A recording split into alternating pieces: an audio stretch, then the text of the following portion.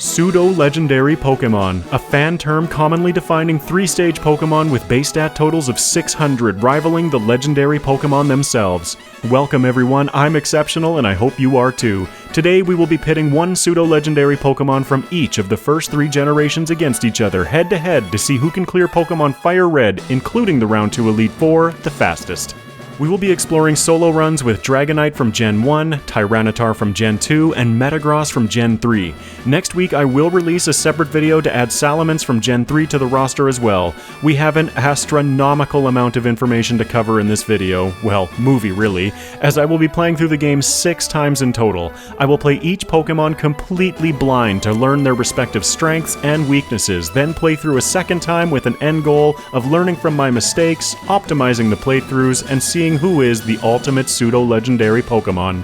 Because making decisions for myself is nasty business, we're gonna let the fates decide who plays first. 1 to 4 for Dragonite, 5 to 8 for Tyranitar, and 9 to 12 for Metagross. The Moirai have given us number 2. I choose you, Dragonite! With Dragonite kicking us off, we go back to our roots in Generation 1. We have a phenomenal attack stat at 134, but our weaker special attack is still 100. Combine that with our massive move list, and Dragonite begins to feel like a kitchen sink Pokemon. There are so many viable ways to play it. In my Versus challenges, on top of starting with the Pokemon fully evolved, I also allow myself to use one egg move to broaden my strategic options and remove obstacles that may skew the race a certain direction. I'm looking at you, Scyther. For Dragonite, I've selected Dragon Dance, a setup move that will increase our attack and speed by 1 stage. Dragonite is so powerful though that we won't see much use of DD in the early game. I make a beeline to Brock, only defeating the mandatory bug catcher at the end of Viridian Forest on the way. My first playthroughs are all about finding out what's possible before focusing on what's optimal, so let's see how Brock goes right off the hop. I've only battled 2 Pokemon to this point, the rival battle in the lab and Pokemon catcher Sammy's level 9 Weedle. We're only level 6 going into Brock, and our Twister looks to be doing around a quarter to Geodude. He's only interested in setting up defense curls though, but that doesn't affect our damage. Remember, in Generation 3, it's a move's typing that determines whether it's physical or special. Against Onix, we're doing even less damage, maybe a 6th? His damage output is much higher than Geodude's as well, especially when he hits us with Rock Tomb for over half of our total HP and lowering our speed. Despite that, we barely don't take out Onix, but get an early reset. For having a weakness to rock types, that battle went surprisingly well considering he almost doubled our level. I quickly defeat Camper Liam and jump right back into the Brock fight. Now at level 8, we've gone over the next damage rounding threshold. We'll get into those a little bit later, but Geodude is now an easy 3-shot. Twister is doing about a quarter to Onix now, and fortunately he doesn't go for Rock Tomb. I feel like getting a little extra experience, perhaps against Bugcatcher Charlie in the forest, will add consistency to this battle next run. As I continue along Route 3, now sporting some fancy new running shoes, grabbing my Persimberry beside the Pokémart, and progressing through Mount Moon, let's quickly discuss those damage rounding thresholds.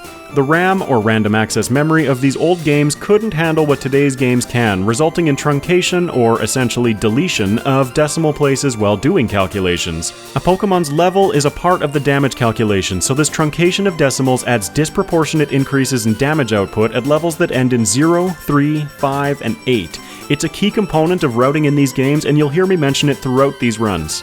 I've only been clearing a couple of trainers through Mount Moon that are directly in my path, leading us to everybody's favorite segment of these challenge videos. Which fossil am I going to choose? Dragonite goes for the Helix fossil! Ding ding ding ding! If you support Lord Helix, make sure to show your love in the comment section. Now in Cerulean City, I choose to face Rival 2 first. Brock granted us a boon in TM39 Rock Tomb, which we will use turn 1 to absolutely delete his lead Pidgeotto. No sand attacks today, no sir. We then carve through his Rattata and Abra, bringing us to his Ace Bulbasaur. His best offensive option is actually Leech Seed, because we resist his Vine Whip by 4 times, quartering the damage. As long as we don't sleep for too long, this battle is a cakewalk.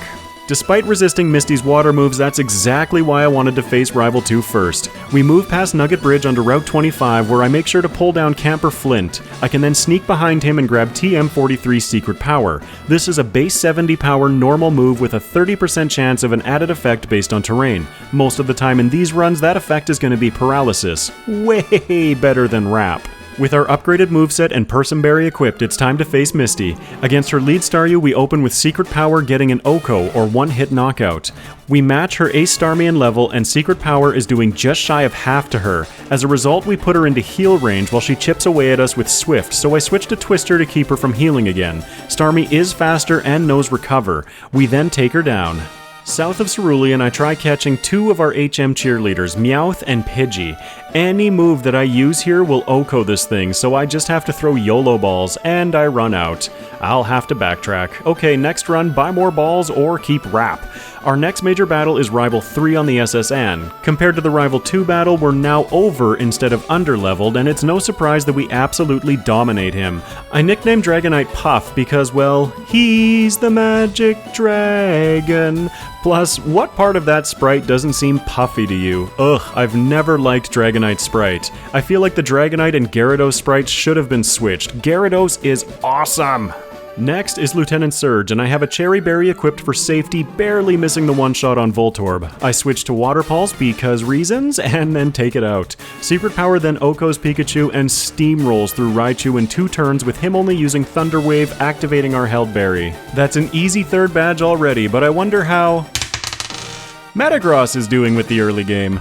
Metagross is a pseudo-legendary Pokemon from Gen 3 along with Salamence. Metagross has an insane amount of advantages. Being the Steel Psychic type gives us resistance from damage against 8 of 17 typings in Gen 3, only being weak to Fire, Ground, Ghost, and Dark. We also get access to Stab, or same type attack bonus, Psychic, and Stab Meteor Mash at level 55, an incredibly powerful Steel move. Metagross is also making a beeline to Brock, but I predict with more success than Dragonite had. Not only are we resistant to all of Brock's moves, our Stab Metal Claw is super effective. If that somehow isn't enough, we still have Stab Confusion, targeting his weaker special stats. Did I mention Metagross is strong? The only disadvantage is that Metagross is our only competitor today that will have no egg moves. Because Metagross did not play first, they get the advantage of experience. Our slow growth rate means that we do need to get some non-mandatory trainers along the way, and Camper Liam is a super easy 402 experience, which is a fair chunk at the start of the game, bringing us to level 8 over the next damage rounding threshold before challenging Brock. I didn't even bother healing before Brock because I was so confident. Metal Claw is doing well over half, while Geodude strikes back with a critical resisted tackle for 4 damage. A follow-up Metal Claw takes him out. Onix uses Bind turn 1, which is kind of the worst case scenario, as now we're going to be taking additional chip damage every turn. 2 Confusions and a Metal Claw just barely don't take him down, but we're only 11 hit points down from the start of the fight, including some healing from leveling up. One last Confusion takes him down. We probably could have done that without Camper Liam, but I feel like it might have been much closer. Continuing along Route 3, we're sticking to the same plan as Dragonite. We charge through Mount Moon towards our next fossil selection, and it's going to be the Dome Fossil. If you think Lord Helix is a meme, that Dome reigns supreme, leave a comment below and help dispel the dream. On the way out of Mount Moon, I can't help but question for a moment, why can't Metagross learn Mega Kick? This thing weighs 550 kilo, or 212.5 pounds, or 86.6 stone if that's your pleasure, and has 4 legs. Are you trying to tell me that not one of those things couldn't wiggle enough to do some damage? We move on to Cerulean, where we'll once again be targeting Rival 2 first. Metagross can also learn TM39 Rock Tomb from Brock, so I use it here to the same effect. I can also use that to destroy Charmander, which I completely forget in this first battle. Confusion is 100% not the correct choice, and we get burned, which results in our first reset. I take a quick trip to Misty's gym, defeating only swimmer Luis to hit level 15 and start the battle at a higher damage rounding threshold. I chose the Charmander team for Metagross to face because it seemed like the obvious choice. Charizard is fast and has powerful fire moves that we're weak against. Dragonite went against Venusaur for the double Intimidate from Gyarados and Growlithe, and Tyranitar will get Blastoise because he's weak to it, and honestly, I liked being able to use all 3. With proper move choice this time, Rival 2 is a breeze. I once again grab the TM for Secret Power, and it's time to face down Misty. Against her lead Staryu, we use Secret Power turn 1, getting the Oko. Water is one of 4 types that resist our Steel moves, so having Secret Power is incredibly beneficial. In our first 3 hits against Starmie, we get some really bad damage ranges, leaving her with a fair bit of red bar, getting the 30% chance of paralysis. She heals to full, but then in the next 3 turns, we get really good damage ranges, taking her down. I continue along south toward Vermilion City, catching our HM cheerleaders on the first crack because I bought more balls. Experience. I'm also making sure to grab a few extra items along the way, like the hidden citrus berry and rare candy on the north end of Route 6. I'd rather have them and not need them than need them and not have them. Rival 3 on the SSN shouldn't be any kind of problem. We still have Rock Tomb, and that's going to make quick work of his first 2 Pokemon. We barely missed the one-shot against Charmeleon, but even his blaze-boosted stab super effective Ember is just barely doing over a third as we take it down and dispatch of the rest of his team handily. Lieutenant Surge stands between us and the mid-game. Against his lead Voltorb, I'm using Metal Claw despite it being resistance because my brain can't handle the steel typing offensively sometimes. It then clicks and I Oko Pikachu with Secret Power. We have a Cherry Berry equipped, saving us from Thunder Wave and take down Raichu in 2. We don't want to leave T-Tar behind because personally, Tyranitar is my favorite of the pseudos. To start with, Tyranitar does have a disadvantage from a time perspective against the other 2. Its ability is Sandstream, which creates a sandstorm at the start of every battle. Not only does this display additional text at the start of every single battle, it also gives text throughout the battle because the sandstorm keeps raging. That is a lot of additional text throughout the course of the entire game. It's also why I chose the nickname Darude. Could there ever be another nickname for Tyranitar? Oh, sorry, the 90s kid in me was wandering again there. We're back. Tyranitar does also have access to Dragon Dance as an egg move, so that's what I've selected. Nothing else stood out to me as game-changing, and setup moves are. I've chosen to use a neutral nature, Sirius, with all 3, as before my first playthroughs I had a hard time determining if I wanted to keep them as mixed attackers throughout the game or not. Coming into Brock, I do the exact same thing. Camper Liam and then the man himself. Tyranitar's advantage in the early game rivals Metagross's. We're the Rock Dark type, giving us damage resistance to everything Brock can throw at us and have Stab Bite. Geodude falls in 2.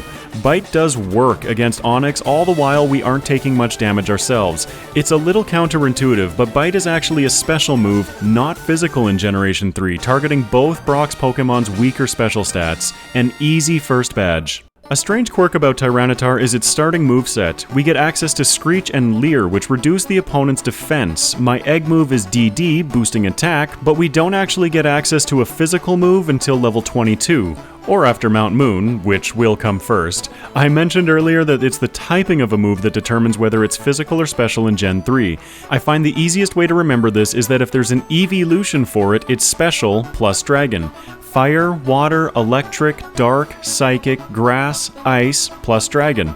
The fairy typing doesn't exist yet. Sorry, Sylveon.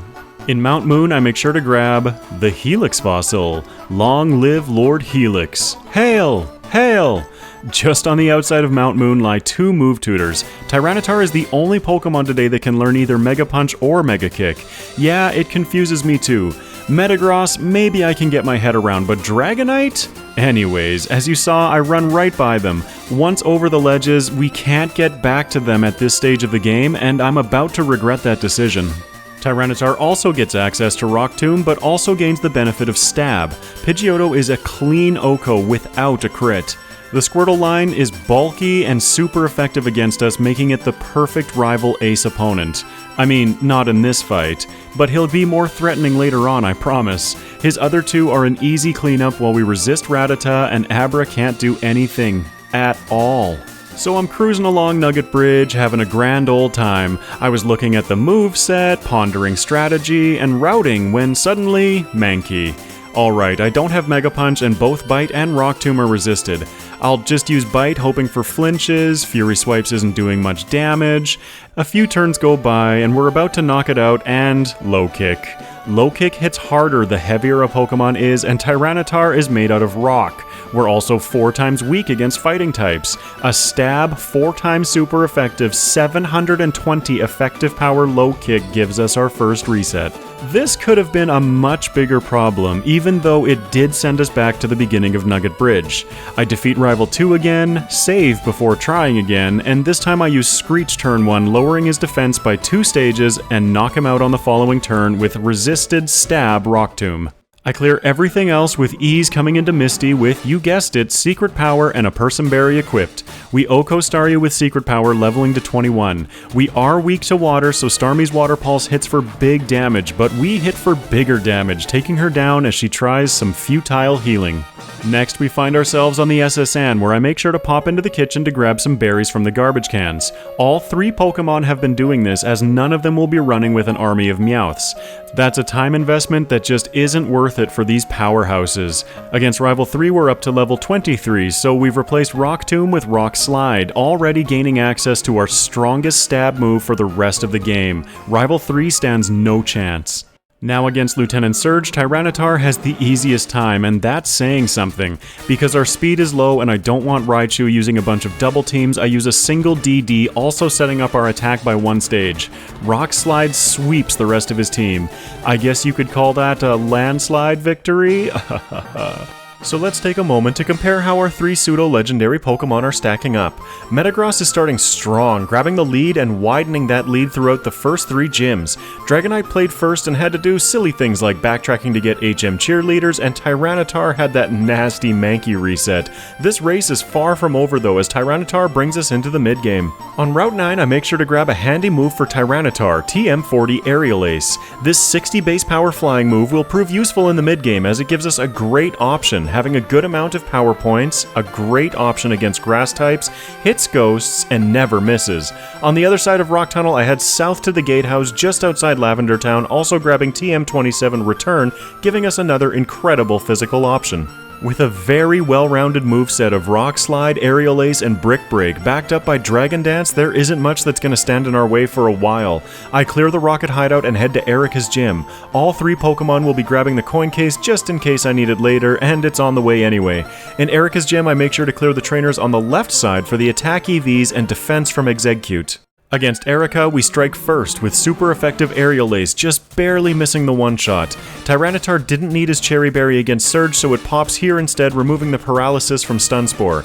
Erica will heal now, so I use the opportunity to set up a single Dragon Dance, getting the Oko on the next turn. Tangela is a clean Oko, and her Ace Vileplume falls in 1 as well. And that, folks, is why setup moves are so darn strong. Coming out of the gym, I fly back to the city that we're already in to save a little bit of time. Our next stop is Pokemon Tower, but I take a quick detour east, unlocking Saffron City by giving the guards the tea. Speaking of, always remember to hydrate. This not only unlocks Saffron as a fly point, but grants access to max repels. They protect us from 250 steps as opposed to super repels that only do 200. This might not seem like much of a difference, but with my thumbs in control, less menuing is better.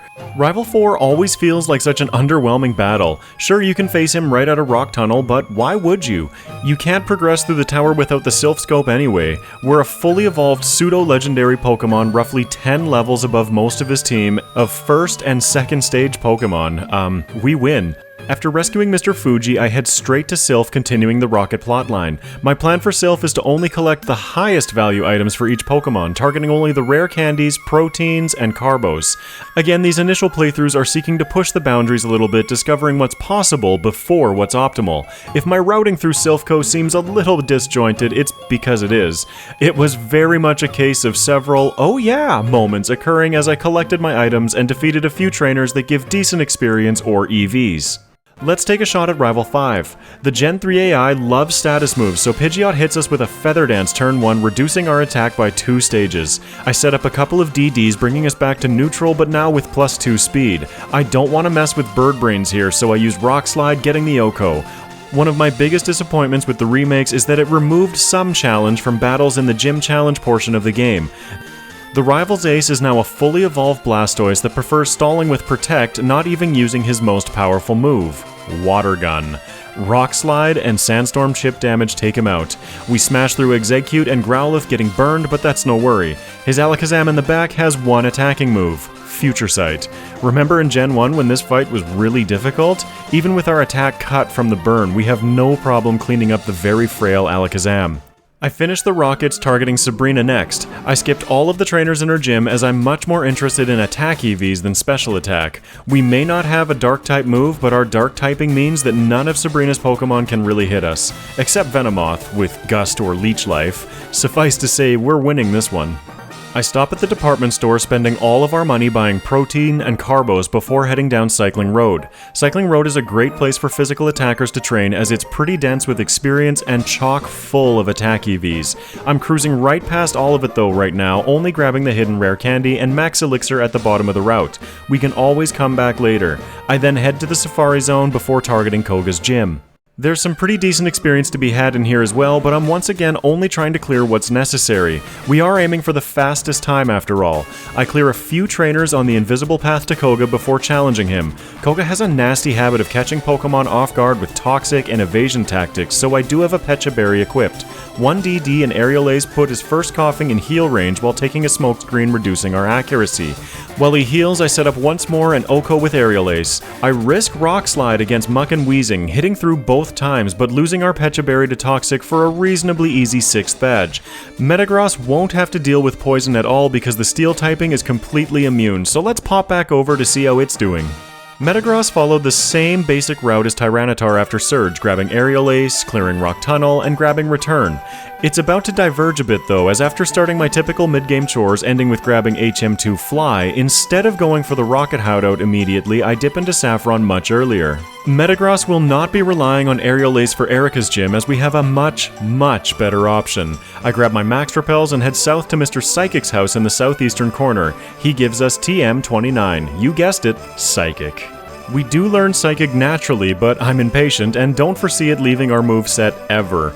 Stab Psychic melts the Rocket Hideout, and you get to watch the little hamster wheel in my brain grind to a halt for a moment as I forget that I've picked up the hidden PP up in Celadon. Yep, looks like I already did, so I head back towards Erica's gym. You best believe this suboptimal movement will be corrected in the next playthrough. I clear the same trainers for the same reasons and jump into the Erica battle. I honestly don't have much to say about this fight. Grass was almost synonymous with the poison typing in Gen 1, and given that this is a remake of Gen 1, it still applies. Stab's super effective Psychic destroys Erica's Victory Bell and Vileplume, with the weird little green spaghetti monster also falling in one. Deep Blue systematically dismantled Erica's whole team with ease.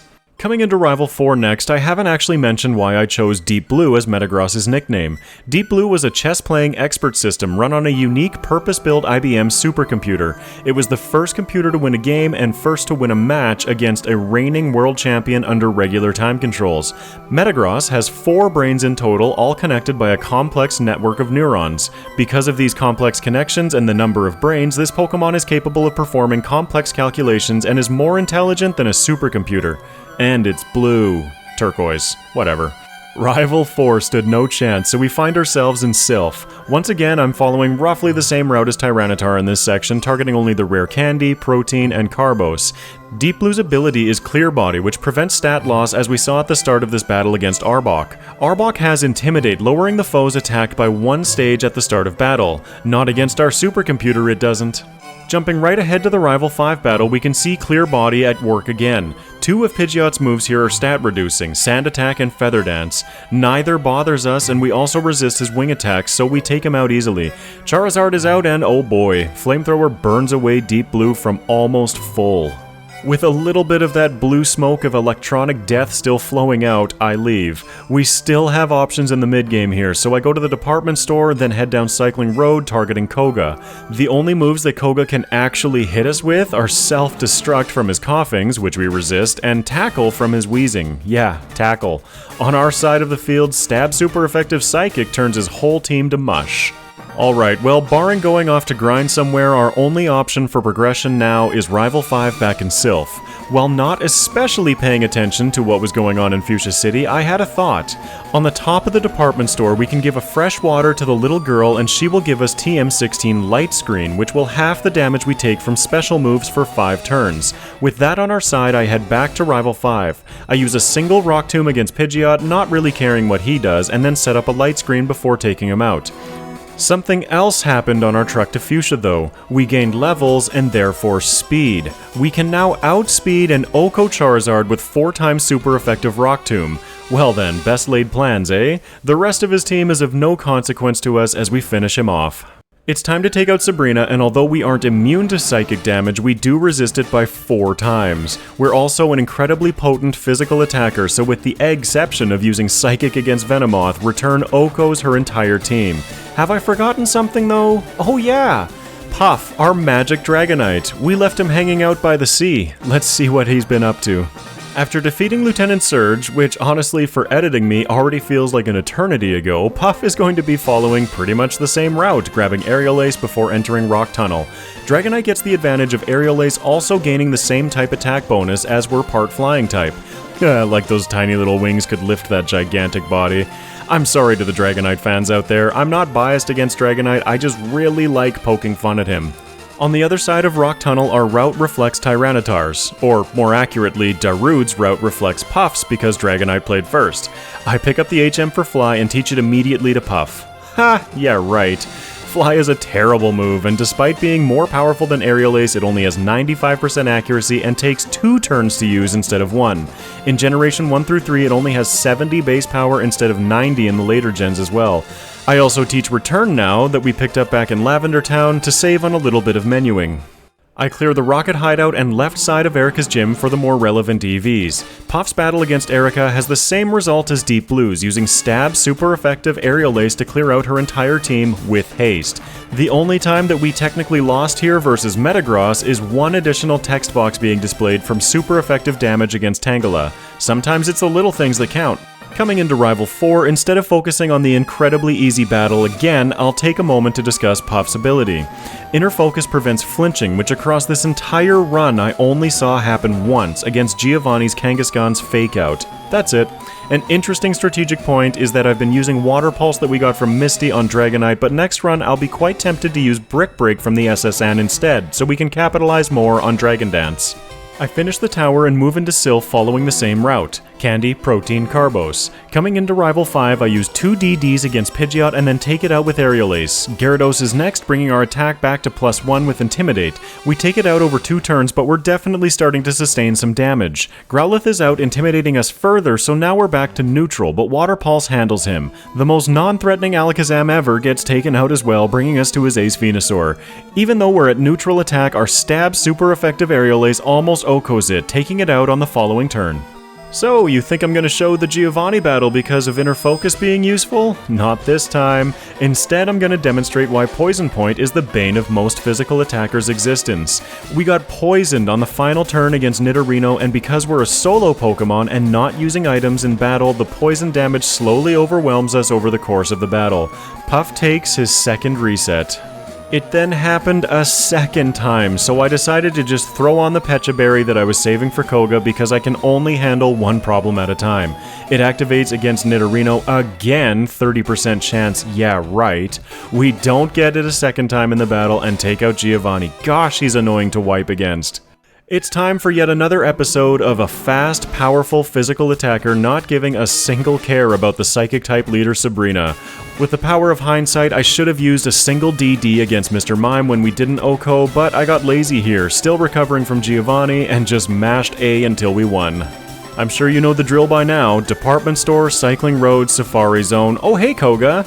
This is going to be another easy gym badge as we set up a single DD against his lead coughing and start slicing through his team with Aerial Ace. Once again, with the power of hindsight, I might have set up 2 DDs to guarantee the KOs. Smokescreen me all you want, buddy. Aerial Ace cannot miss.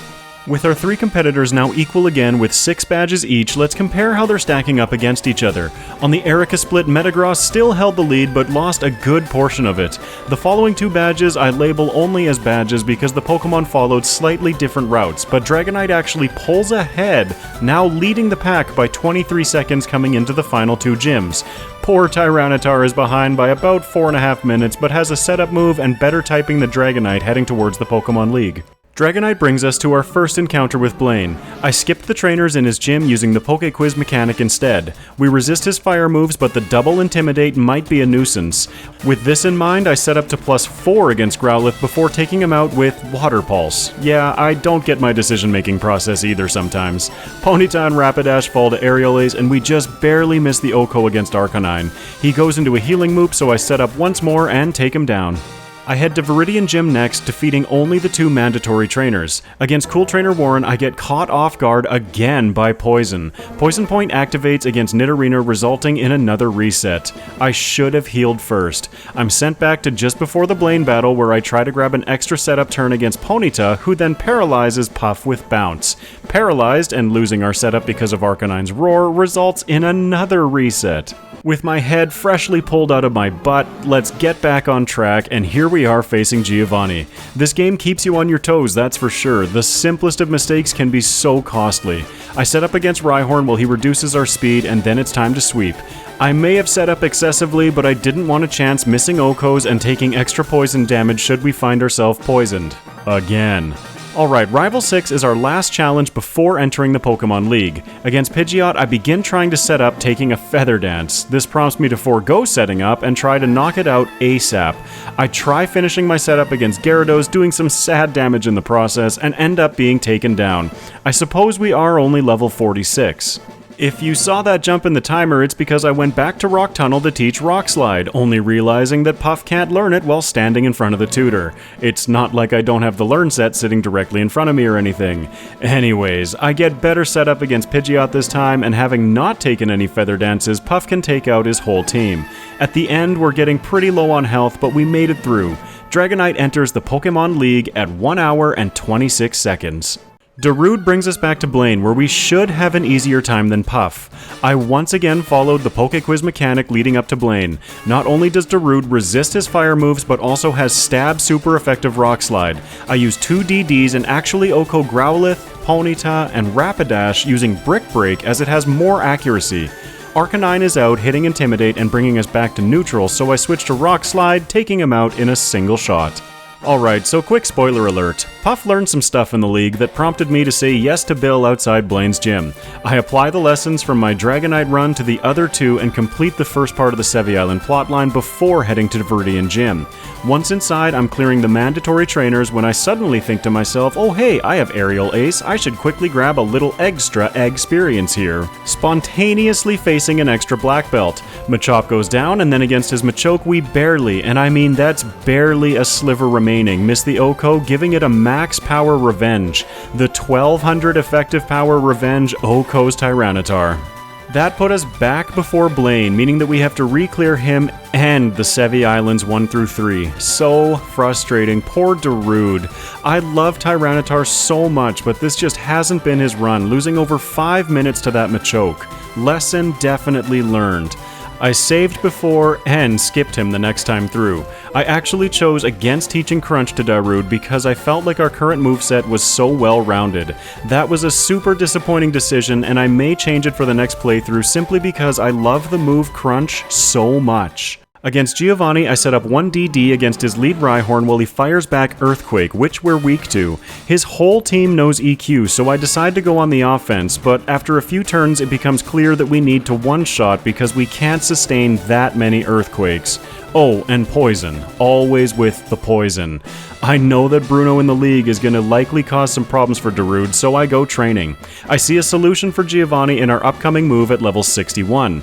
What better to fight Earthquakes with? Earthquakes of my own, of course. We'll create the perfect level of interference against the frequency of his Earthquakes, zeroing the amplitude of the waves caused by his moves. By which, of course, I mean I'm going to outspeed and one-shot everything. After doing some training around the region, bringing us to level 54, I use 7 rare candies, increasing our level to 61 over several damage rounding thresholds and gaining access to Earthquake. Our extra levels and super effective Earthquake crumbled the foundation beneath the ground-type leader. We're now over-leveled coming into Rival 6. I'm showing the battle, but it's not all that difficult for us at this level. Without any setup and getting paralyzed by Exeggcute, we still managed to work through his team without much issue. I mean, the damage that rain-boosted water gun from Blastoise did gives me a great reason to make sure I take it out early in the future, but for this battle, we're in good shape. Darude enters the league at 1 hour and 23 minutes on the dot. Let's check out how Deep Blue handles these last couple of badges. I skip the trainers in Blaine's gym and lead off against Growlithe. Instead of resisting Blaine, we're weak to fire moves, so despite setting up a light screen turn 1 to reduce incoming damage, we get burned and get slowly whittled down by his lead. We do take it down, but faint immediately to burn damage as Ponyta hits the field. Maybe that was just terrible luck. I'll try again right away. This time with our attack stat intact because we aren't burned, I can Oko Growlithe and his following Ponyta while still in green health. Rapidash is next, hitting a Fire Blast and bringing Deep Blue to just over a third as we miss the Oko. He enters a healing loop, but I think we're in trouble for Arcanine because our light screen has now dropped. Yup, we only take him to around half while Arcanine finishes us off with Stab's super effective Fire Blast. I left to do a fair amount of training clearing the Fighting Dojo, Cycling Road, and Blaine's Gym because they give great speed EVs. Coming back in at level 51 over 3 damage rounding thresholds, we're looking at a much different battle. Being able to one-shot Rapidash seemed to be the tipping factor. An interesting point here is that despite Rock Tomb being super effective, we're doing more damage with return, barely. It's an effective power difference of only around 2%, but hey, like I said earlier, the small things make the biggest difference sometimes. Just ask my girlfriend. I clear out the Sevi Islands Part 1 and the trainers in Giovanni's gym. This brings us to level 55 when we're entering the final gym battle, which also grants us access to Meteor Mash, one of the most powerful offensive moves in the game. On top of being a 100 base power steel move, it also boasts a 20% chance of increasing our attack by 1 stage. It's only 85% accurate, but that seems fair all things considered. We absolutely rock Giovanni, not taking any damage at all. Against Rival 6, I set up a light screen in anticipation of Charizard before Okoing Pidgeot with Meteor Mash. The reason I've kept Rock Tomb on our moveset this long is for the 4 times damage against Charizard. We missed turn 1 because it's only 80% accurate, but the light screen does its job preventing a lot of damage from Flamethrower. We then take out Charizard on the next turn with a single shot. The rest of his team is straightforward after the Charizard, which I suspect will be the theme of the upcoming champion battles. Deep Blue enters the league at 1 hour, 11 minutes, and 22 seconds. This puts it square in the middle of the pack, around 12 minutes ahead of Darude, but 11 minutes behind Puff. Remember though that Metagross and Tyranitar have done a lot of training that Dragonite hasn't, and it's going to get a rude awakening in the league. Also, my poor sweet Darude has had some incredibly costly resets along the journey.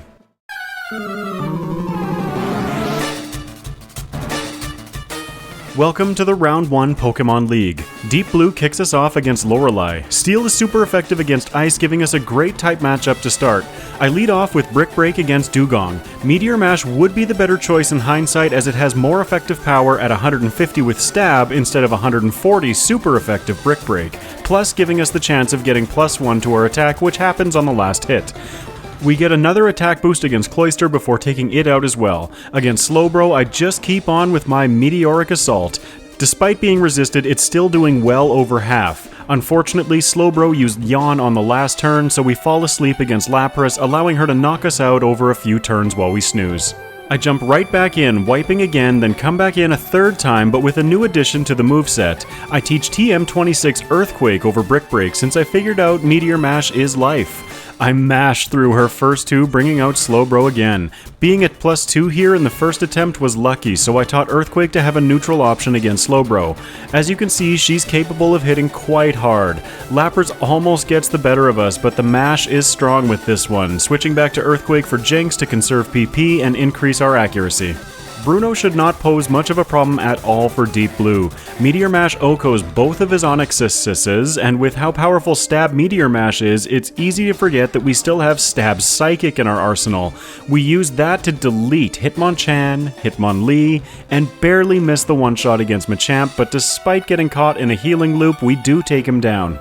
Against Agatha, it's a similar story. Stab Psychic, Stab Psychic, Stab Psychic. Oh wait, we're put to sleep here and take a snooze for a whole bunch of turns, waking up for Stab Psychic. And for dessert, we have some Stab Psychic.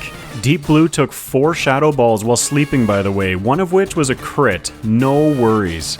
Dragon Master Lance is up, and he's definitely a bit more threatening. I set up Light Screen right away because I always think this Gyarados has Hydro Pump. It doesn't. We take it down, getting an attack boost along the way. The 2 Dragonairs each fall to a single Earthquake. His Ace Dragonite is out, and we just barely miss the Oko, leaving him in red bar. He's trapped in Outrage, so we can't heal, and we take him down, but, problem. Our only attacking move left is Earthquake, which doesn't hit Aerodactyl. With 30 PP of Light Screen left, you best believe he'll take us down before we can even use Struggle once, so I hit the reset button. An amazing perk about making this content is that I get to critique my own gameplay and look for ways to improve. Your comments are really helpful with that as well. But trust me everyone, sometimes I cringe real hard watching back my own footage. This time with our PP restored, we defeat Lance. Alright, champion time. His team honestly isn't overly threatening to Metagross except for Charizard. Charizard is such a massive threat that he alone dictates how this battle goes. I take out Pidgeot with Meteor Mash hoping for the attack boost. Rhydon survives an Earthquake, so I switch back to Meteor Mash for the Oko after he healed. Charizard is out, outspeeding and hitting a stab, super effective Fire Blast, absolutely melting away Deep Blue. Take a moment to observe the timer and reset counter. Ouch, yeah. 11 resets and 6.5 minutes later, I've now brought Deep Blue to level 70 with rare candies. Here's what I've learned. Charizard is a nightmare. We started outspeeding him a little while ago, but our moveset just can't knock him out fast enough. Resisted Meteor Mash just isn't doing enough. It's more than enough for Pidgeot and Rhyhorn, but we haven't gotten a boost yet. Charizard is out, and our Meteor Mash is doing less than half while he hits a gargantuan Fire Blast for about 92% of our max health. Something glorious happened though. We got the boost. Our next Meteor Mash hits, taking down Charizard. Finally! I have no better options here, so I keep going for Meteor Mash against Gyarados, fortunately with him missing a Hydro Pump. I checked the calcs and that would have very nearly taken us out if it hit. We take out Alakazam with, oh yeah, Meteor Mash, which also deals with Exeggutor in the back. That was actually the first battle that I'd made it past Charizard in. I'm gonna have to come up with something better for next playthrough, that's for sure. Deep Blue clocks in with a round 1 time of 1 hour, 26 minutes, and 18 seconds at level 70 with 19 resets. This took 4 hours and 47 minutes of game time. We haven't seen Puff in a while, so let's check out how he handles the league. We lead off against Lorelei, and that turn 1 Oko should pretty much be enough said. Alright, time for Dragonite to go do a bunch of grinding that the other two have already done. Did a bunch, got a little further, but still a hard nope. Okay, off to the Sevi Islands, bit more grinding, come back in at level 53, and that's a nope. Now, after a bit more grinding, a bunch more resets, and a few rare candies, we're back. At level 58, as long as Dugong doesn't Oko me with Ice Beam, I can set up a single DD and begin working my way through with Brick Break and Aerial Ace. That was over 17 minutes of grinding and wiping while accumulating 8 more resets, but Dragonite can now make short work of her team. That's what I meant by Puff learned some lessons in the league. It encouraged me to grind more with the other two and complete part of the plotline required to unlock the round 2 league. The most annoying part of Rock Tomb from Onix is that it drops your speed, but we're countering that with a single setup of DD after missing the knockout. Hitmonchan falls to a single Aerial Ace, as does Machamp, then Hitmonlee, and a final Brick Break cleans up Onix. It's amazing how much easier things get when you aren't 4 times weak to her entire team. Agatha should be pretty straightforward for Dragonite. Her lead Gengar loves setting up double teams, so I use the opportunity to set up 2 DDs. Aerial Ace can't miss, and we get the Oko. Golbat falls, then Arbok intimidates us, so we miss the knockout. Fine then, I'll set up once more while she heals and knock it out on the next turn. Ace Gengar, Oko, and then the final Haunter, Oko. Dragon Master Lance is quite threatening as he has a lot of moves that strike us for super effective damage. With this in mind, I set up to +4 against his lead Gyarados, bringing us to only +3 attack because of the Intimidate. I take as much damage as I'm willing to allow, triggering my held Citrus Berry. We then Oko Gyarados and both Dragonairs, bringing us to his ace. We miss the one-shot and he fires back a heavy Outrage, knocking out Puff. With the Citrus Berry, we could have survived 1 more turn from Gyarados, so that's exactly what I'd do on the next attempt, setting up 5 times instead of 4 before knocking him out. We're not going to be outsped at +5, and our Aerial Ace can now take out his Ace Dragonite in 1. There's no shot, but I'm always worried about Aerodactyl's speed. We're fine, and a single Brick Break buckles the ancient Rockbird. Alright, it's time for the champion, but after Lorelei we haven't really encountered anything unmanageable. I set up to +2 against Pidgeot while getting hit by Sand Attack. Okay, time to favor Aerial Ace. Gyarados cuts our attack back to +1, so I set up twice more, bringing our attack to +3 and speed to +4. Aerial Ace knocks him out. Brick Break Oko's Rhydon, Aerial Ace for Alakazam, and we miss the Oko on Arcanine after taking another Intimidate. I risk setting up 1 more DD, but Arcanine has priority extreme speed and knows how to use it. We end up at 22 health before taking him down. Venusaur's last, and our +2 super effective Stab Aerial Ace drops him in 1. That double Intimidate is nasty. Oftentimes choosing the rival's team depends on the ace, like in Metagross's case, but sometimes it's the full team that ends up being the most challenging to face, not just one component of it. Puff clocks in with a round 1 time of 1 hour, 23 minutes, and 58 seconds at level 62 with 15 resets. This took 4 hours and 45 minutes of game time. Alright Darude, time to make me proud. Reflecting on what I said earlier about Tyranitar having a setup move and better typing, I was thinking about the league less than Giovanni. We may be weak to Lorelei and Bruno, but we have such powerful answers to both of them. Darude once again benefits from the experience of not going first. 1 DD gets an Oko against Dugong and Cloyster. Against Slowbro, we unfortunately miss Rock Slide, but get the Oko on the following turn after tanking a heavy super effective Surf. We hit next turn for the Oko, and then Brick Break handles Lapras and Jinx. If Puff could do it at level 58, Darude can 100% do it at 63. Bruno is incredibly threatening to Tyranitar. We have a weakness to Stab Earthquake from Onix, and 4 times weakness to all of the fighting moves from his other Pokemon. The cool thing is, T-Tar doesn't care. I set up to +2 against Onix, tanking an Earthquake along the way. Brick Breaks handles the Rock Snakes, and Earthquake sweeps through his remaining team. It's really nice when you have a plan. Agatha might actually prove to be problematic for Tyranitar, as our only move that hits most of her Pokemon only has 90% accuracy. This is what I was talking about earlier when I said that I wanted a way to keep Crunch.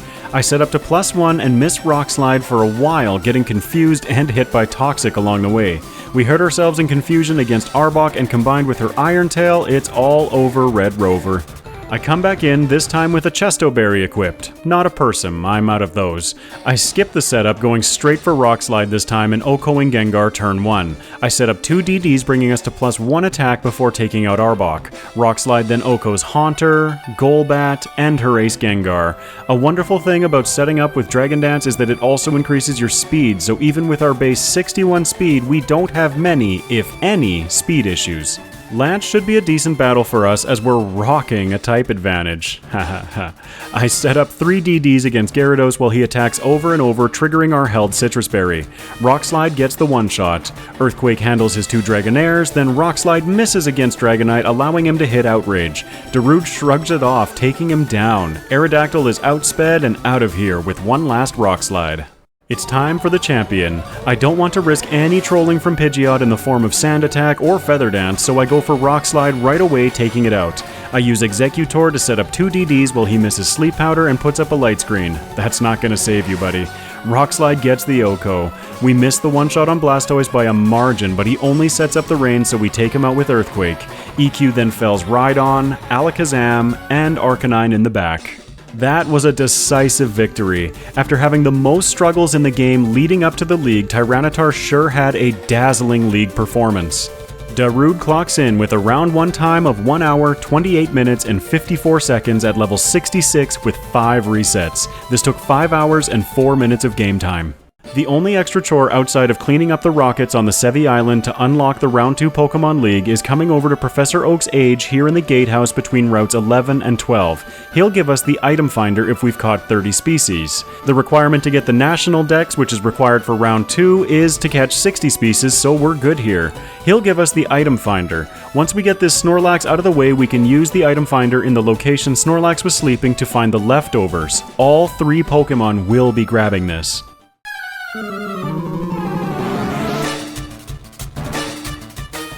Welcome to the Round 2 League. On top of now boasting updated teams and movesets, every Pokemon has been leveled up by around 12 levels on average. Lorelei hasn't changed much as far as Darude is concerned, setting up a single DD before Okoing Dugong. We miss the KO against Cloyster, setting up once more while she heals. Brick Break now cleans up Cloyster, Lapras, Piloswine, and Jinx in the back. Bruno remains a threat, but fortunately leads with Steelix. This allows Darude to set up 3 DDs while he keeps our speed neutral with resisted Rock Tombs. He switches to Iron Tail on our last DD, so we're up to +4 attack and +1 speed. Brick Break deals with Steelix, then I switch to Earthquake for Hitmonchan, Hitmonlee, Machamp, and back to Brick Break for his final Steelix. Threat eliminated. Agatha begins trolling us right off the hop, confusing us and then putting Darude to sleep after we set up only a single DD.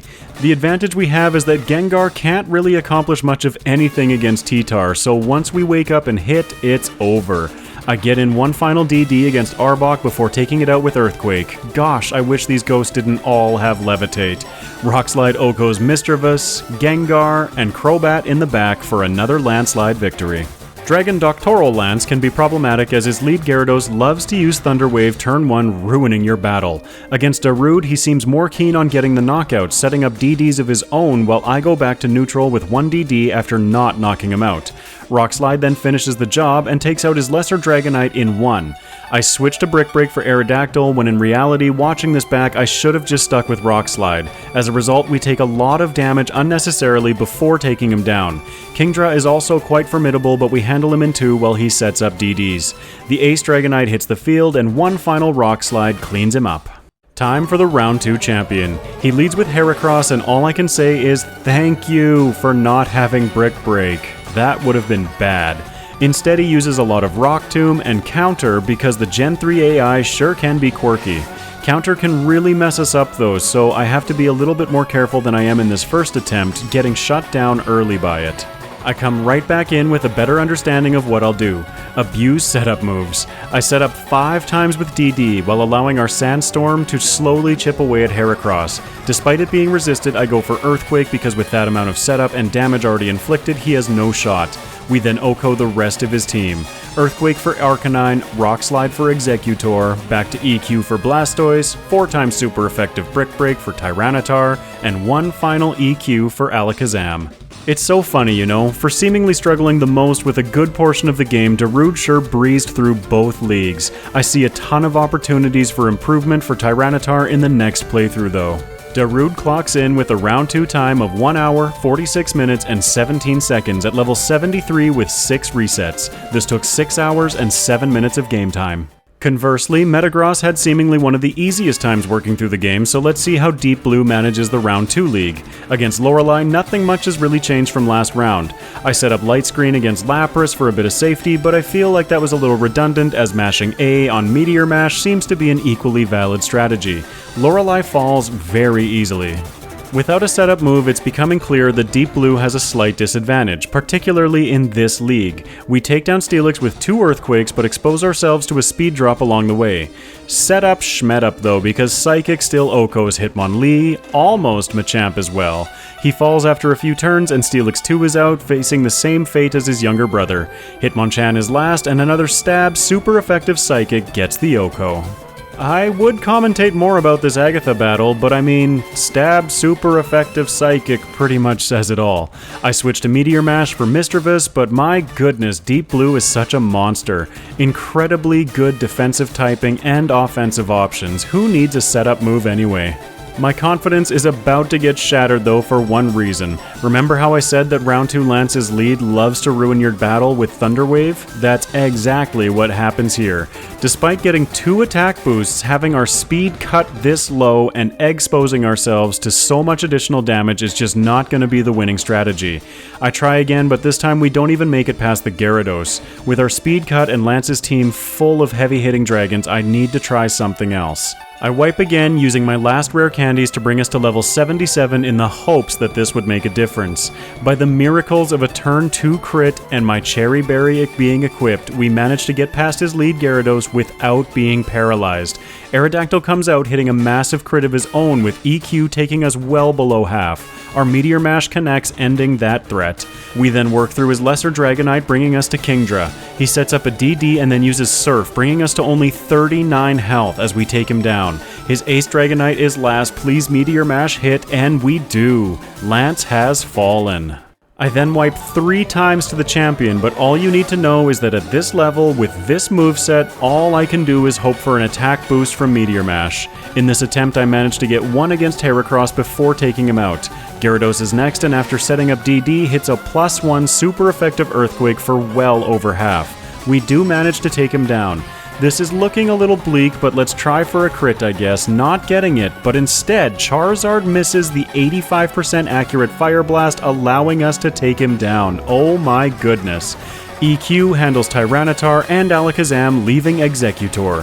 Thanks to the recovery of leftovers and Exeggutor's lack of ability to do much to us, we eventually take him out with a Meteor Mash. That champion battle was so lucky, but I definitely have some ideas about what I want to do with the next playthrough. That's going to be a tough fight to optimize for. Deep Blue clocks in with a round 2 time of 1 hour, 46 minutes, and 7 seconds at level 78 with 25 resets. This took 5 hours and 49 minutes of game time. Alright, that only leaves Puff's round 2 league for our first playthroughs. That 4 times weakness to ice against Lorelei sure is a problem though. Next, I set up once against Dugong and take it out with Brick Break, then try once more with DD against Cloyster, who OHKOs us with Ice Beam. You know it's bad when Cloyster OHKOs you. Okay. I try again going for the same strategy, but this time going straight away against Cloyster with Brick Break, who goes for Supersonic, missing. This game, man, I'm telling you sometimes. We can't quite knock it out, so I set up once while it uses Ice Beam again, this time getting a lower range and leaving Puff at 37 health. Piloswine is out, and I go for Aerial Ace? Why? Blizzard takes us out. Third plus 1 times the charm, right? 1 DD, then OHKO Dugong. Miss the OHKO while Cloyster sets up Rain? Whatever. 1 DD while she heals, then OHKO. Shockingly, super effective Brick Break works much better against Piloswine, taking him out in 1. Aerial Ace can handle the super frail Jinx, and then Brick Break cleans up her Ace Lapras. Okay, all things considered, that wasn't too bad. Bruno is a pretty straightforward fight for Puff. Steelix may be hitting us with super effective Rock Tombs lowering our speed, but Dragon Dance counters that while buffing our attack, and with the recovery from leftovers, we're barely taking any damage. I eventually have enough setup to OHKO with Brick Break. Aerial Ace then handles Hitmonchan, Hitmonlee, and Machamp, with Brick Break clearing up the final Steelix. Alright, time for Agatha. She immediately goes for Hypnosis, thankfully missing, while Puff sets up a single DD. Aerial Ace takes out her lead on the next turn. Aerial Ace misses the OHKO against Crobat, so I set up once more with DD and take it out. Return takes down Arbok, then we miss the one-shot again, setting up once more before taking out her Ace Gengar, and Misdreavus in the back. Alright, admittedly, Puff is about to hit a wall. We face a similar situation to Metagross, where being paralyzed makes this fight darn near impossible. After a few wipes, I make the decision to take the white out, return to the start of the league, and I go to pick up my secret weapon. I was out of other options at this point. With my tail between my legs, I go to Fuchsia City just outside the Safari Zone and talk to the dude in front of the Kanga Pen. It's time for the best strats, Substrats. I quickly slice through the rest of the league, making it back to Lance in record time. Substitute sacrifices a quarter of your max HP to create a decoy that will absorb damage equal to the health that you sacrificed and status effects for you. This absolutely breaks the Gen 3 AI, check this out. Gyarados will continuously try to paralyze us with Thunder Wave, with it falling ineffectively against our decoy. This allows Puff to set up 4 DDs with total impunity. It's time to sweep, and that's exactly what we do, ending this previously impossible battle at full health. Against the round 2 champs lead Heracross, I begin setting up DDs immediately. This counters the speed drops from his Rock Tombs while our attack power rises. A stab 4 times super effective Aerial Ace deletes Heracross. 2 more handle Gyarados, with the worst thing he does being bringing down our attack 1 stage. 4 times super effective Brick Break takes out Tyranitar, and stab Aerial Ace OHKOs Alakazam. Arcanine is out, dropping our attack again and hits with a critical Iron Tail, also lowering our defense. We can't do enough damage to him, so with a priority extreme speed against our -1 defense, he takes us out. Alright, I guess all things considered, that was an acceptable loss. I come back in with a new plan. I set up for as many turns as I can survive against Heracross, bringing Puff to +5 attack and only +1 speed because of Rock Tomb. We then begin our rampage. Gyarados intimidates, OHKO. Tyranitar kicks up a Sandstorm, OHKO. Alakazam bends a spoon, OHKO. Arcanine intimidates again, and OHKO. His Ace Venusaur is last, and with our setup we get one final OHKO, finishing the fight at only 49 HP, just under 20% of our max. I've been really trying not to rely on substrats as much in my first playthroughs, but as far as I'm concerned, the second playthroughs are fair game. I hope you're all ready for more in the next playthroughs.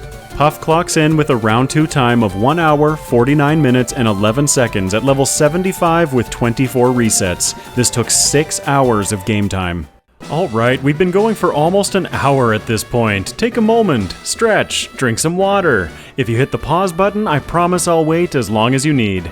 Let's compare the results of our first playthroughs. The results were actually incredibly surprising to me. I didn't expect them to be this close. Deep Blue came out of the gate strong and held a lead through the early mid-game, when Puff took over. Because Darude and Deep Blue had sticking points in the final two gyms, Puff hit the league faster, but without any grinding, which he had to go back for. By the end of the round 2 league, our dark horse Darude actually almost pulled out the win, losing by 10 seconds to Deep Blue, with Puff trailing in the back. I have my changes in mind for the second playthrough, so let's jump back into the action, starting with Puff. Alright, we're going to be moving fast through these second playthroughs, only discussing what changes I made from the first ones. As I mentioned in the first playthrough, I'm going to defeat one additional trainer, Bugcatcher Charlie, on the way to Brock. This extra experience adds a touch of consistency, as it was Dragonite who struggled the most with Brock. The Brock battle itself is fairly straightforward, 3 shots for Geodude and 4 for Onix without taking any Rock Tombs. I continue through Mount Moon grabbing the Dome Fossil because last time I grabbed the Helix. I do love symmetry. I defeat Rival 2, collect Secret Power, and then we're back at Misty. This time I'm doing the battle slightly differently, setting up 2 DDs against Staryu before taking it out. This setup just barely doesn't get us the Oko against Starmie, but secures an easy second badge. I held on to Wrap this time instead of teaching Dragon Rage. Dragon Rage deals a fixed 40 damage, and honestly I did not find it very useful in the last playthrough. We now have our cheerleaders caught, so it's off to the SSN where I defeat Rival 3 before facing down Lieutenant Surge. I set up a single DD against Voltorb, allowing us to Oko his whole team with Secret Power. I followed the same path as last run, clearing the Rocket Hideout and aiming for Erica's gym. She falls to an Aerial Ace Assault, followed by Rival 4 in Pokemon Tower, bringing us back to Silphco. Dragonite played very well through this section of the game, so there isn't much to cover that we haven't already seen. I collect the same items and face down Rival 5. I get a DD in before going on the offense. Gyarados is next, and I set up as much as I comfortably can before taking him out. With that setup though, we can then Oko the rest of his team. Giovanni caused some problems last run, mostly because of bad luck with poison, but I had to show how I resolved that. I do have a Pecha Berry equipped just in case, but I set up to +4 with DD against his lead Nidorino. I enjoy the unfettered Okos through his remaining team. I then defeat Sabrina, but this time once I exit her gym, I pop next door to the fighting dojo. Dragonite will now be doing its training much more optimally this time, as I now have a deeper understanding of how much is going to be required. After that, it's to the department store to max out our vitamins, then I clear out the entirety of the cycling road on the way to Fuchsia City. Now in Fuchsia, I stop by the Kangapen to learn Substitute much earlier this time. I don't have any moves that I could find that are more important right now on my moveset, so I might as well get it while we're here. I then defeat Koga, and on the way to Blaine I defeat all of the trainers in his gym.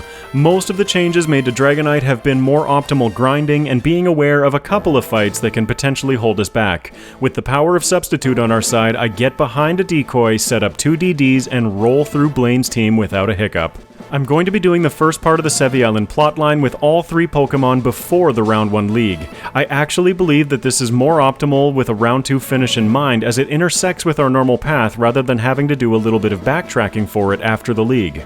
I clear all of the trainers in Giovanni's gym, bringing us into the battle at just shy of level 55. Substitute blocks all of Rhyhorn's scary faces while we set up and sweep through his whole team. Poison Point will still affect a Pokemon behind a decoy when attacking because it's our Pokemon attacking, not the decoy. Rival 6 is the last challenge for Dragonite before the League, but with the power of Substitute and setup, we roll through his team without any issue at all again. It does help being a much higher level this time too, and we still haven't used any rare candies. I face an additional trainer in Victory Road so that we hit the League doors at level 57, about 6 minutes behind last run, but with all of our grinding completed. Tyranitar's early game remains unchanged until Mount Moon. I clear only the 2 mandatory trainers, being the Lab Battle and Bugcatcher Sammy, before Pewter City. In Brock's gym, I'm still defeating Camper Liam for the super easy 402 experience before taking on Brock. Stab Bite handles him with no problem at all, so we're moving on early.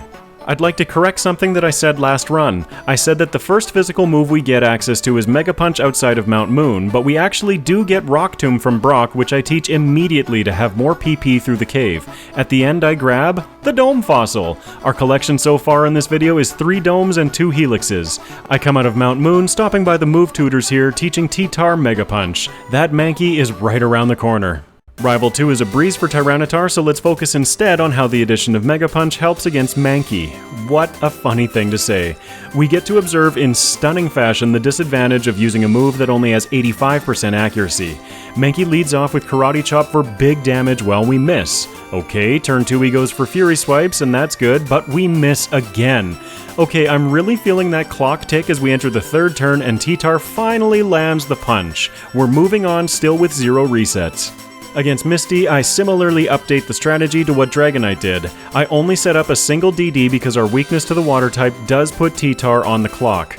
We Oko Staryu and out comes Starmie. DD sets up our attack but also our speed, allowing us to outspeed Starmie for the 2-shot. Nice and reliable. I then defeat Rival 3 and Lieutenant Surge using a single DD and sweeping. Now securely into the mid-game, I'll take a moment to discuss our natures while we face Erica.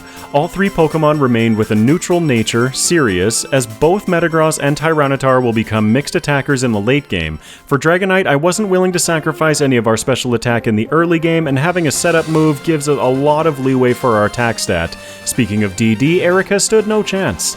I then defeat Rival 4, bringing us back to Silphco. There is a Machoke here that we have to be aware of. He didn't catch me last playthrough, but defeating this Machoke is worth it to get the Carbos and Rare Candy that he's guarding. I set up DD before taking him out. He goes for Seismic Toss in this instance, which is of no consequence, but he also knows Revenge, which would have knocked us out if we'd missed the Oko. While we're here, I'm aiming to finish the Rocket plotline, which means facing Rival 5. I use a single DD, then miss my first attack, while Pidgeot strikes us with resisted wing attacks. I predict the turn 1 Protect from Blastoise, setting up one more DD and knock him out on the next turn. From there, it's Sweep City. I defeat Giovanni, then Sabrina, doing the same grinding that Dragonite did, even including this little patch of bird catchers at the south end of Cycling Road with the last of my power points. We then face down Koga, and fortunately I saved before him.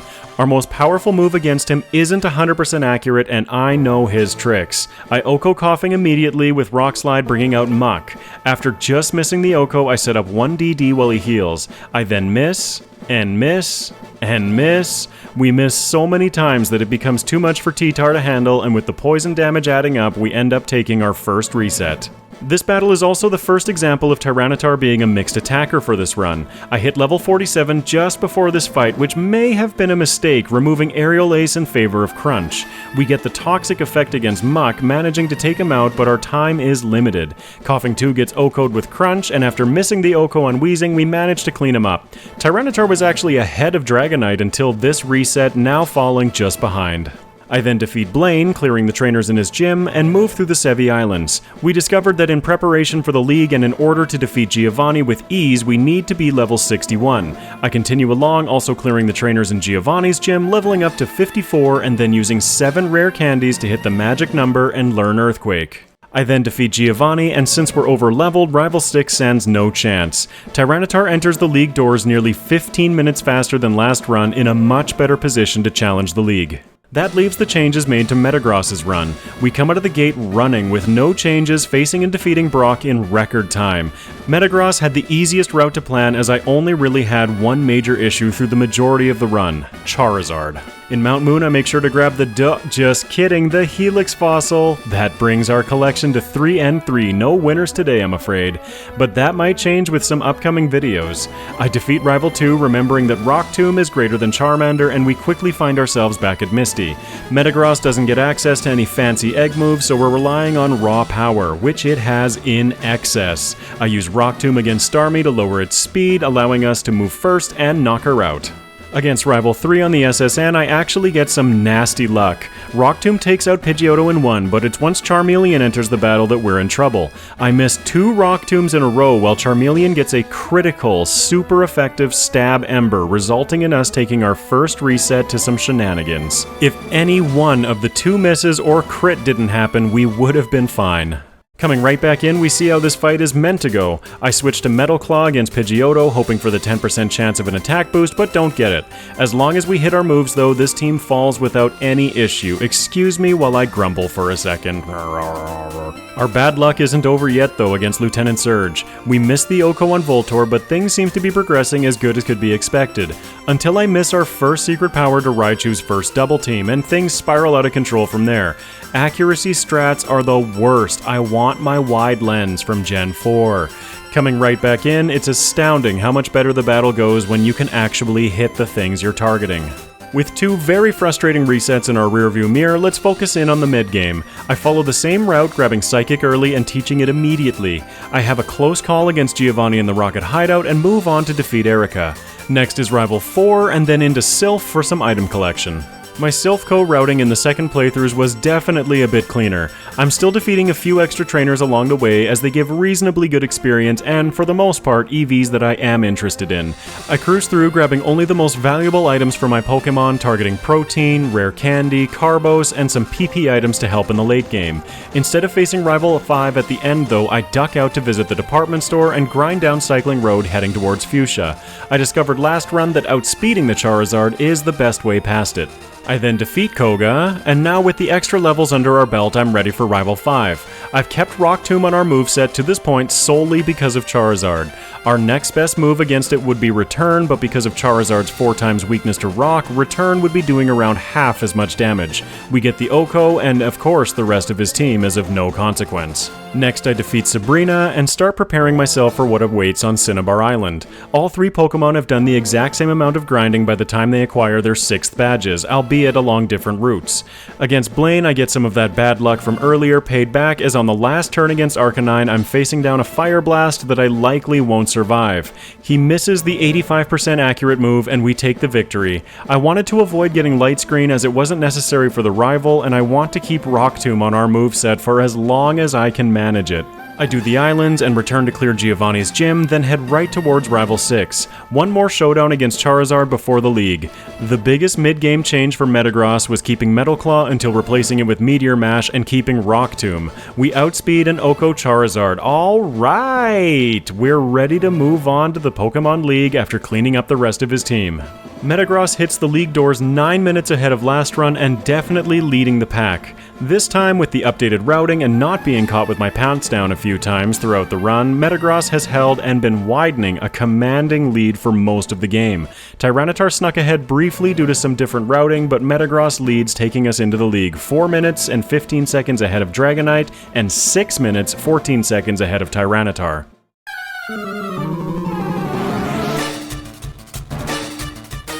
Metagross kicks us off so we can see how high the bar will be set. Every Pokemon got a boost in levels from rare candies before entering, Metagross using only 4 as I wanted to save the majority of them for later. Against Lorelei, we start with some good old-fashioned mash tactics. I made a mistake in teaching Brick Break though instead of Earthquake because then we can hit Slowbro for neutral damage. This mistake ends up costing another reset that I forget to tally. Coming right back in with that error corrected, I encounter my second error already. I also don't have my Chesto Berry to cure our sleep. Fortunately, despite things getting very, very dire against Jinx, we do manage to scrape by with the victory. Alright, me, you planned for this for a reason. Actually follow through.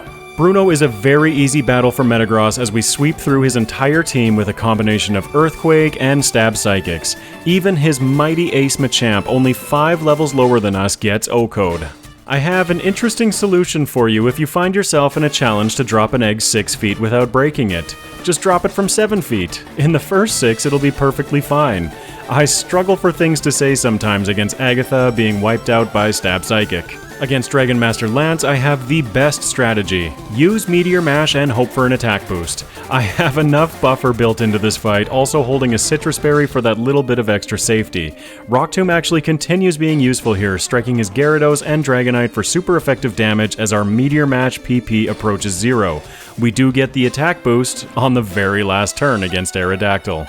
Alright, so clearly Metagross doesn't struggle much with this league, but it's the champion that was our biggest problem last run. I use a couple of extra rare candies between the battles watching my speed stat. At level 65 we hit 137, which including the 10% badge boost from the Thunder Badge should be good. Let's do it. We come into the champion battle following the same mash and hope strategy that successfully brought us through a good chunk of the league. We get the attack boost against Rhydon, leading us into our biggest and likely only problem. Charizard comes out, we outspeed, and hit, getting the Oko with Rock Tomb. The only other viable option I could see for Charizard was getting HP Rock, but I didn't want to invest the time into finding it. I feel like this is adequate. We steamroll through the rest of the champions team. It's always a tough thing deciding whether or not to pursue TM10 Hidden Power. It can change the entire dynamic of a run, but as we saw in a recent Magnemite video, it's not always a reliable strategy. Metagross clocks in with a round 1 time of 1 hour, 8 minutes, and 18 seconds at level 65 with, wait, that would be 3 resets. I forgot to increment it. I admittedly was getting a little tired by the end of these runs. This took 4 hours and 18 minutes of game time. Let's check out how Dragonite and his 4 times weakness to ice goes this time. Before coming into Lorelei, I used 6 rare candies, bringing us to level 63 over 3 damage rounding thresholds. This gives us a much better shot against Lorelei. With a single use of DD, we can sweep through her whole team without any issue at all. Against Bruno, our strategy mirrors last run. I tried setting up a sub early to avoid some damage, but it ended up just being a waste of a turn. We get 1 DD in and can start our sweep. We cruise through his team, finishing the fight with the only damage that we took being what we sacrificed, bringing out a decoy.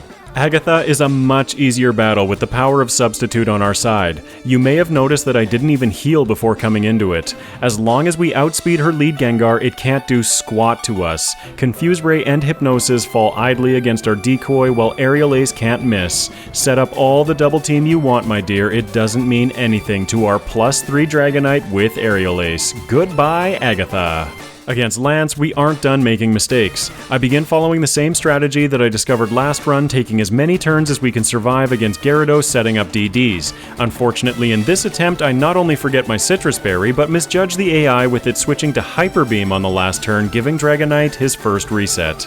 This time, in addition with having our berry equipped, Gyarados also mixes in some twisters, doing significantly less damage than Dragon Rage. As a result, we get the setup that we need in and blast through his team. That's the way that battle should have gone the first time.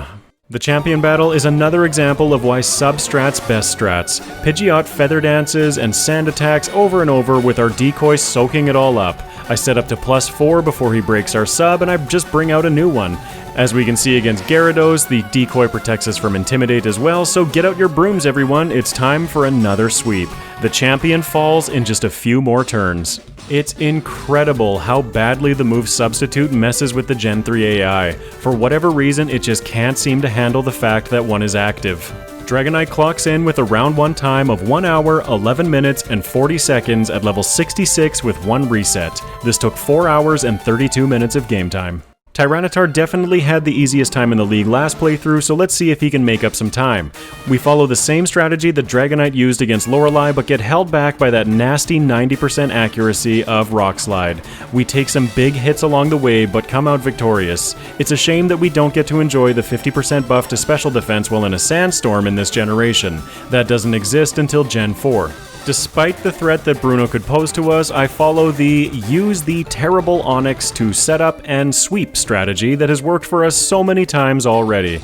I set up to +3 and then Earthquake shakes down his whole team. I mentioned earlier how Tyranitar was going to be a mixed attacker in this playthrough. There have been some minor instances of Crunch being super useful to have, but against Agatha we see a major change. With no setup at all, we rock through her ghosts with Crunch, using Earthquake for Arbok and Rock Slide for Golbat. It just felt wrong using a Tyranitar that didn't have Crunch. Against Lance, we use a similar strategy, again using his Gyarados to set up against. The biggest advantage here is that Tyranitar with Stab super effective Rock Slide needs far less setup than Dragonite with only Stab Aerial Ace. At +3, we smash through Lance's team again without breaking a sweat. Against the champion, because we're now almost level 65, I want to try moving through his team without setting up excessively and risking Bird Brains getting off a sand attack or two. Rock Slide gets the Oko, and then Crunch takes out Exeggutor. Against Blastoise, I do end up setting up a single DD as he heals because we just missed the range. It's lucky that he missed his Hydro Pumps, as in the rain we could have survived one. Just one. With that little bit of setup though, we can take out the rest of his team easily. Tyranitar definitely showed his moxie while running through this league. He's such a powerful Pokemon that it was so tough to see him lagging behind for the majority of the game.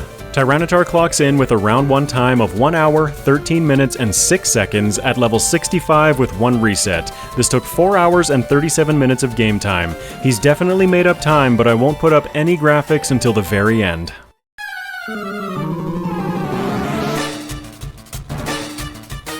Welcome to the Round 2 League. Tyranitar kicks us off at level 72, having used the last of our rare candies after completing the Sevi Island plotline. Against Lorelei's upgraded team, we see a similar strategy once again using DD to boost us on turn 1 and then going for the sweep.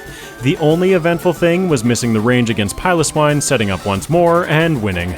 Bruno poses a slightly bigger threat than in round 1, but it's largely the same story. Steelix can hit us with stab super effective Iron Tails, but it's inaccurate and he seems to prefer going for Rock Tombs anyway. I use this to my advantage, setting up to +4 and going for the sweep. Earthquake handles his whole team once again. Against Agatha, I had a small internal struggle before coming into the battle, status curing Berry or leftovers. But in the end, it doesn't even matter, as Agatha's team can do so little to Tyranitar that I'm sure either way we would win. Crunch and fantastic physical coverage are all we need to secure another victory. It's time for Lance, where I encounter something that I was not expecting, but absolutely should have. Remember how last time Gyarados went for setup and Earthquake's trying to knock us out himself? Not this time. This time he paralyzes us turn 1, which eventually leads to our downfall, as being paralyzed in this battle is an absolute death sentence. Fine, I come back in with a Cherry Berry equipped so I can get a setup turn in for free. At only +1 and without being paralyzed, this battle is night and day compared to the previous one. Super effective Stab Rock Slide pummels his team to pieces with a small switch to EQ for Kingdra to gain that 10% bit of accuracy. Against the champion, I'm looking to do the good old stall and setup tactics against Heracross. Things are going well until suddenly, boom, he hits with a stab super effective Mega Horn for absolutely devastating damage. We survive, but I think that's the end of playing with Heracross. We did manage to get +3 though, +2 once Arcanine intimidates us. Earthquake gets the Oko, Crunch then Oko's Executor, electing not to learn Hyper Beam because we have much better options. Rock Slide Oko's Blastoise, then EQ for Champ's T-Tar, and one final Crunch for Alakazam finishes this battle. Ooh-wee, that was a solid league performance right there from Tyranitar. No matter how he places in the final tally, I absolutely loved playing through the game with him. Tyranitar clocks in with a round 2 time of 1 hour, 30 minutes, and 57 seconds at level 75 with 2 resets. This took 5 hours and 44 minutes of game time. Dragonite also used a few rare candies after completing the Sevi Islands, bringing us to level 73, coming back into Lorelei. She is, after all, one of, if not the biggest challenge that Dragonite faces in this game. I set up one DD, then knock out Dugong, then missing the Oko on Cloyster. I use the opportunity to set up once more after surviving an Ice Beam, and at +2 we get the one-shot. From there, it's easy peasy lemon squeezy through Piloswine, Jinx, and Lapras in the back. Bruno holds no surprises, so I really don't have much to discuss that hasn't already been discussed. How you doing out there, YouTube audience? Are your popcorn bowls low? Mine is. Don't forget to take a second to hydrate as Dragonite pummels Bruno's team again. Agatha is much the same story again. Substitute protects us from all of her shenanigans, allowing us to get in that little bit of setup, and I'm sure you're getting tired of healing it, sweeping through her team. We're playing a bunch of pseudo legendaries here, everyone. Give me a break. They rock too much. It's the Dragon Doctoral Lance battle that is the reason we've carried Substitute with us this whole time. I could not figure out a better way, save leveling up a ton or completely reworking our moveset twice at the last second to get through his team. Dragonite needs the additional setup here, and being paralyzed was simply too much to handle. Being able to set up against his lead with impunity, though, while he tries to paralyze a decoy, guarantees us the win. It's time for the round 2 champion. I assumed that Heracross would be doing enough damage with Rock Tomb to negate the effectiveness of putting up subs, so I start setting up immediately. I get 4 DDs in before dropping behind a sub and taking him out. Stab Aerial Ace takes out Gyarados, then +4 4x super effective Brick Break splits Tyranitar in 2. Aerial Ace then Oko's Alakazam, Arcanine, and Venusaur, all from behind the protection of our decoy. There's a reason that I keep saying substrats best strats. With a setup move and substitute, pretty much any Pokemon can navigate through these battles. As long as you have the stats and recovery to withstand a bit of damage, you're good. Dragonite clocks in with a round 2 time of 1 hour, 26 minutes, and 43 seconds at level 76 with 1 reset. This took 5 hours and 29 minutes of game time and puts us ahead of Tyranitar's finish, but there's still one more round 2 league to face. Alright, so here's my major flub of the day, it seems. There were a few minor mistakes throughout, but as Metagross enters the final league challenge, I have the wrong overlay up. So, Here, have a Metagross sprite. Like I said, by the end of these runs, I was getting quite tired. My apologies, I realized my mistake by Bruno. As far as the battle itself goes, Metagross can just spam Meteor Mash and win, taking minimal damage ourselves. There we go, the proper overlay is back up. I set up a decoy against Steelix as the round 2 Lance fight prompted me to get Substitute for Metagross as well. I'm hiding behind my decoy using resisted Meteor Mash, trying to get an attack bonus against Steelix. On top of picking up Substitute, Metagross also did a little bit of additional grinding in the islands in preparation for this league. Not having a setup move does cost us a little bit. Not against Bruno though. Coming into Agatha, you may have noticed that Psychic is no longer a part of our moveset. That's because I need Rock Tomb more. Yeah, what a ridiculous thing to say, but hey, Gen 3 learn set's gonna Gen 3. This did also cost me an extra ether because I needed the mash PP for Agatha and Lance. Things start getting a little spicy near the end of the battle against Gengar with 2 fully paralyzed turns in a row after the first Thunderbolt, but we get through in the end. Against Lance, we actually use every single move in our arsenal to get through the Dragon Doctoral. I call him this because if in round 1 he was a master, he must have progressed his career by round 2, right? A combination of Meteor Mash, Brick Break, and even in the second last battle of the entire game, Rock Tomb from Brock gets us through his team. Gen 3 learn set's gonna Gen 3, eh? I used my last 3 rare candies before the round 2 champion, bringing us to level 78. I set up a sub immediately against Heracross because I want to avoid some damage later. Instead, it takes a crit Earthquake, breaking, so I have to set up a new one. Better it than us. Meteor Mash finishes Heracross. Because we end up missing 3 Rock Tombs against Gyarados, he ends up getting way too set up and eventually takes us down. Alright, we've got this. I come right back in, this time taking significantly less damage against Heracross and getting an attack boost before dropping him. We can then take out Gyarados, still protected by our substitute leading into Charizard. We miss our first Rock Tomb, allowing him to hit Fire Blast, burning away our decoy. We might survive a Fire Blast, but it'll be a range, so I go for Rock Tomb again, hitting and taking him down in 1. Brick Break then Oko's Tyranitar, Meteor Mash obliterates Alakazam, and after a little bit of trolling, Executor falls to 1 more Mash. It's clear to see that having better move options or even reusable TMs like they are in more recent generations would have been hugely helpful for all 3 of our Pokemon, but finding a solution with limited resources is where the creative realm exists, making our victory taste that much sweeter. Metagross clocks in with a round 2 time of 1 hour, 25 minutes, and 2 seconds at level 78 with 4, not 3 resets because I forgot to increment 1. This took 6 hours and 5 minutes of game time. Alright, let's see how our 3 competitors match up with the final bells being rung. Metagross is our winner, clocking in 1 minute and 41 seconds ahead of Dragonite and 5 minutes 55 seconds ahead of Tyranitar. Despite the most limited learn set and no egg move, it did have the greatest defensive and offensive typing through most of the game, with the exception of a solution for that darn Charizard. Tyranitar suffered the most, mostly because of the weather text. I feel like without those multiple extra text boxes in every single battle throughout the course of the run, it would have performed much better, perhaps even winning. At the bottom, I've highlighted the time improvements that each saw over their last runs. An only 15-minute improvement demonstrates to me that Tyranitar played the most intuitively, and Dragonite required the most work. That being said, Dragonite also played first, so that's worth something too. On the tier list, we can now add even more to that A tier up top, bumping a few others. I've received a few suggestions on how to change this graphic, and it is rapidly becoming a project that I'm going to have to tackle. For now, we're reshuffling the list again, making room for our cluster of pseudos at the top of the list below the actual legendaries.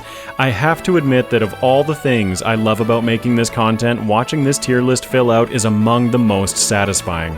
For next week, I will be rounding out the pseudos with a playthrough of Salamence. It'll be a solo video, but using my versus rules, starting fully evolved and with an egg move. This will allow me some extra time to work on my next few projects, focusing on the fossil Pokemon. If you've made it to the end of the movie, thank you so much. I was going to save this video for a 1,000 subscriber special, but after putting some work into it, I was just too excited to wait, and I'm releasing it slightly early. We're almost there though.